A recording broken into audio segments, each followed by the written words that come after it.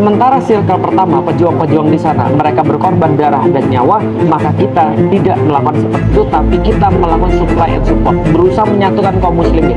Seperti yang saya sudah sampaikan kemarin, yang diperlukan pada umat ini, yang tidak ada pada umat ini, adalah persatuan. Ketika persatuan itu mewujud pada umat, maka Baitul Maqdis tidak pernah dijajah. Baitul Maqdis tidak pernah kehilangan izzahnya.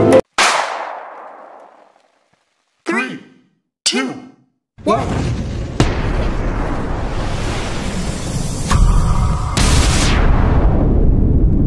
Selamat datang di Lemon Guitar Channel.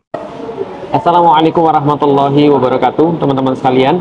Ketika seseorang sudah memiliki tujuan, maka halangan berikutnya adalah dia mengatasi yang namanya distraksi. Distraksi adalah segala sesuatu yang membuat teman-teman sekalian tidak bisa fokus pada apa yang ingin diraih. Sebagaimana ketika teman-teman mendengarkan suara saya, ada banyak sekali suara-suara yang menjadi distraksi di sini, dan itu menghalangi teman-teman sekalian untuk fokus pada tujuan yang utama.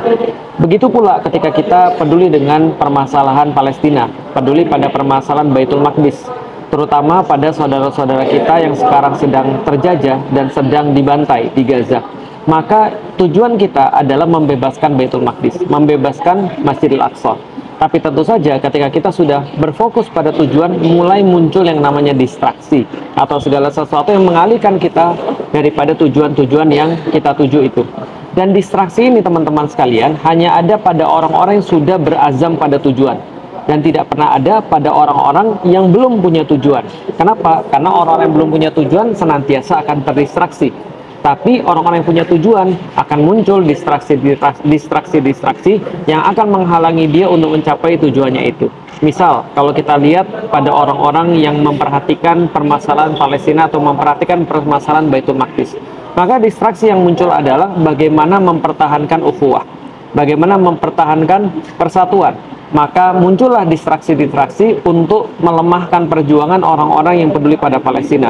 Munculnya bisa jadi dari mana saja, tapi pada intinya distraksi itu bertujuan untuk melemahkan barisan orang-orang yang peduli pada Palestina, membuat pertengkaran, membuat perbedaan pendapat, membuat perdebatan, sehingga melemahkan dan membuat izah orang-orang yang memperjuangkan Baitul Maqdis atau Palestina menjadi sangat lemah.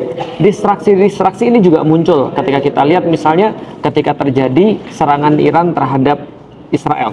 Maka ada orang yang menyikapi dengan cara ekstrim, ada orang yang menyikapi dengan cara tidak peduli. Namun bagi kita, apapun yang menjadi pendapat kita, tentu saja pendapat itu boleh-boleh saja.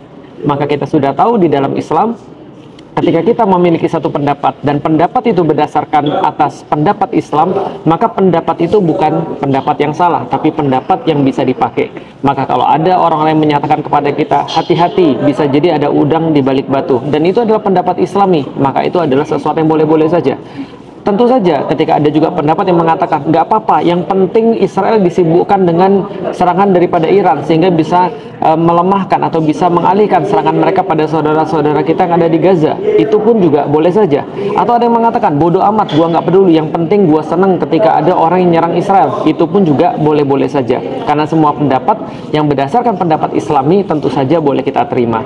Tapi yang penting adalah teman-teman sekalian, persatuan itu tidak boleh hilang, persatuan itu tidak boleh luntur, persatuan itu tidak boleh terkompromisasi. Artinya ketika kita berbicara tentang perjuangan, maka perjuangan itu mengharuskan memang berada di atas jalan kebenaran.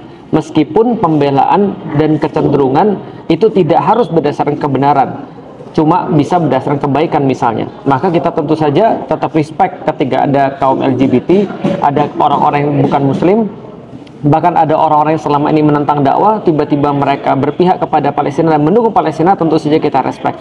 Tapi ketika itu berkaitan dengan kebangkitan, berkaitan dengan perjuangan dan pembebasan Masjidil Aqsa, maka tentu saja itu pasti harus berlandaskan jalan sunnah atau jalan yang sudah dicontohkan oleh Rasulullah Shallallahu Alaihi Wasallam, dicontohkan oleh Umar bin Khattab, dan dicontohkan oleh Salahuddin Al-Ayyubi serta pejuang-pejuang Islam sebelum kita, dan kita yakin itu adalah sebuah cara yang terbaik. Maka kita ulangi lagi teman-teman sekalian, pendapat apapun boleh ada dalam menyikapi kejadian-kejadian ataupun fakta apapun, tapi yang penting kita tetap harus menjaga persatuan di antara umat, karena kita tahu bahwasanya orang-orang ketika dia memandang permasalahan Palestina dan mereka mempelajari, mereka tahu persis bahwasanya yang diperlukan oleh umat pada saat ini, yang menjadi solusi bagi pembebasan Masjidil Aqsa adalah persatuan umat. Maka persatuan inilah yang menjadi titik target yang diinginkan dirusak oleh orang-orang yang tidak suka dengan Islam. Maka mereka akan melakukan apapun untuk membuat kaum muslimin terpecah belah, membuat orang-orang yang selama ini sudah terikat erat dalam satu pikiran, dalam satu niatan untuk pembebasan Baitul Maqdis ini berusaha untuk dipecah dan berusaha untuk dicerai-beraikan. Maka mereka melakukan apapun untuk itu. Karena itulah teman-teman sekalian, penjagaan terhadap persatuan ini sangat penting sekali dan bahkan menjadi syarat utama bagi perjuangan selanjutnya. Maka diperlukan bagi kita untuk benar-benar husnudzon dengan orang-orang yang selama ini memperjuangkan Baitul Maqdis, husnudzon dengan ulama-ulama, husnudzon dengan guru-guru kita. Meskipun tentu saja mereka bisa jadi berbeda pendapat dengan penyikapannya terhadap penyerangan Iran. Mereka bisa jadi berbeda pendapat tentang penyikapan terhadap boykot. Mereka bisa jadi berbeda pendapat dengan penyikapan terhadap berbagai hal. Tapi selama mereka menginginkan pembebasan Baitul Maqdis dan mereka memiliki dalil, maka insya Allah mereka adalah bagian daripada saudara-saudara kita. Kita memerlukan persatuan, kita memerlukan ukhuwah lebih daripada yang lain pada saat ini. Karena itulah yang benar-benar kurang pada kaum muslimin pada saat ini. Karena itulah teman-teman sekalian, ketika kita menyaksikan semua itu, banyak orang yang kadang-kadang kita lihat juga nyinyir. Mereka misalnya meniupkan distraksi lagi. Misalnya tadi distraksi dengan perbedaan pendapat, ada lagi distraksi dengan kata-kata seperti ini. Lah kalau memang lu hebat, lu pergi ke sana aja, lu kemudian perang aja di sana. Ini juga sebuah distraksi yang tidak perlu untuk kita ambil pusing, tidak perlu kita anggap serius. Mengapa? Karena kata-kata seperti ini justru menandakan kelemahan dan kerendahan tingkat berpikir. Karena teman-teman sekalian, semua orang tidak harus berbuat yang sama. Orang main bola aja punya posisi masing-masing. Ada yang penyerang, ada yang pemain tengah, ada yang pemain belakang, ada yang kiper. Dan setiap posisi-posisi itu akan menentukan seperti apa indikasi keberhasilan dalam permainannya. Maka seorang penyerang misalnya akan dilihat keberhasilan permainannya daripada berapa gol yang dia cetak. Seorang pemain tengah akan dinilai keberhasilannya bukan dengan gol, tapi mungkin dengan operan-operan, passing-passing kunci yang mereka buat. Seorang pemain belakang tentunya bukan dinilai daripada berapa yang mereka selamatkan gawangnya daripada ancaman lawan, tapi mereka dinilai daripada tackle-nya, mereka dinilai daripada berapa intercept-nya, mereka dinilai daripada berapa kali menggagalkan peluang lawan. Dan tentu saja kiper tidak dipertanggungjawabkan untuk mencetak gol, tapi melakukan sebuah save, melakukan sebuah clean sheet dan seterusnya. Artinya setiap bagian punya tugas masing-masing. Maka tugas tentara adalah berperang. Tugas kita adalah menyampaikan apa yang menjadi ilmu dan apa yang menjadi supply dan support. Karena teman-teman sekalian, kalau kita berbicara tentang tugas, maka tugas orang pastinya berbeda-beda. Makanya Profesor Al-Awaisi menyampaikan dalam kitabnya, setelah diteliti secara ilmiah selama hampir lebih daripada 40 tahun, maka beliau menyampaikan bahwasanya tugas atau tanggung jawab konkret masing-masing itu tergantung circle-circle-nya. Jadi circle 1 konkretnya tugasnya berbeda dengan yang ada pada circle 2. Yang ada di circle 2 beda tentang yang ada di circle ketiga. Bagaimana dengan Indonesia? Indonesia berada pada circle yang paling luar. Artinya beliau menyampaikan dalam bukunya, circle Indonesia itu konkret yang paling luar biasa adalah support and supply. Artinya kalau kita berkata, apa tugas kita yang paling konkret, yang benar-benar berkontribusi, yang benar-benar berhubungan dengan pembebasan Baitul Maqdis atau pembebasan Masjidil Aqsa, maka yang paling konkret pada saat ini bagi orang-orang Indonesia adalah belajar, adalah memahami ilmu, adalah makrifat kepada apa yang terjadi di sana. Karena dengan ilmu inilah distraksi bisa untuk dihilangkan. Teman-teman sekalian, menarik bahwasanya setan pun punya narasi yang sama. Setan punya narasi distraksi. Dia punya narasi misinformasi, yaitu dalam mengalihkan kita pada tujuan yang awal. Awalnya kita sudah bersatu, awalnya kemudian kita sudah benar-benar bareng, lantas kemudian dipecah belah oleh isu-isu ini, dipecah belah oleh distraksi-distraksi. Bagaimana caranya agar distraksi ini tidak mengganggu perjuangan kita, tidak mengganggu aktivitas-aktivitas kita? Maka itulah gunanya ilmu. Maka teman-teman sekalian, hal yang paling, sekali lagi, hal yang paling kontributif dan hal yang paling konkret yang dilakukan pada orang-orang Indonesia, yang dilakukan oleh orang-orang Indonesia, bukan pergi ke sana untuk berperang, tapi berilmu dan kemudian makrifat, lalu membangkitkan umat sesegera mungkin, karena circle kita adalah circle supply and support. adalah mensuplai informasi-informasi, mensupport dengan apapun yang ada pada kita berupa harta, berupa kemudian barang, berupa kemudian skill, berupa kemudian ilmu, karena itu yang tidak bisa mereka lakukan.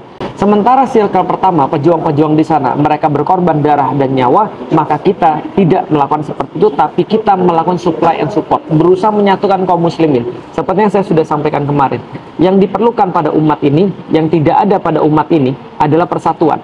Ketika persatuan itu mewujud pada umat, maka Baitul Maqdis tidak pernah dijajah. Baitul Maqdis tidak pernah kehilangan izahnya. Dan teman-teman sekalian, ini justru yang kita perlukan.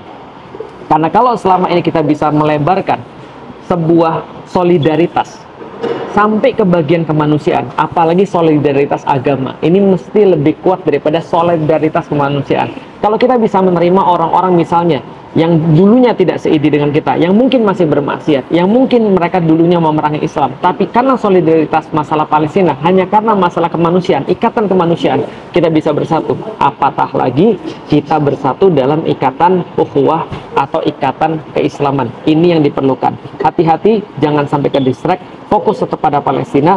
Ayo kita gencarkan semua perjuangan-perjuangan kita di sosial media, pelajari, lalu kemudian pelajari lagi, pahami, lalu kemudian kita sebarkan. Tetap kemudian kita boykot segala sesuatu yang memang mendukung perekonomian Israel. Dan kita yakin bahwasanya sekecil apapun perbuatan kita, Allah tidak melihat itu semua. Allah yang membebaskan Baitul Maqdis, bukan kita. Allah yang mengizinkan kita untuk nanti sholat di Masjidil Aqsa, bukan usaha kita. Tapi yang kita yakini adalah usaha-usaha kita itu, meskipun kecil, adalah bagian cara Allah untuk meridhoi kita dalam perjuangan kita. Dan kalau cara-cara kecil itu saja Allah ridho kepada kita, apalagi ketika kita menjaga ukhuwah di antara kaum muslimin. Jangan ke distract, tetap bersatu di antara para guardian of Baitul Maqdis, para penjaga Baitul Maqdis, tetap bersatu, tetap kemudian kita bersemangat, dan jangan sampai kita lewatkan bahwasanya jangan sampai 7 Oktober itu menjadi sia-sia. Ayo bareng-bareng, justru itulah menjadi kekuatan yang tidak akan pernah gagal, dan itulah yang menjadi sesuatu yang paling ditakuti oleh orang-orang Israel. Assalamualaikum warahmatullahi wabarakatuh.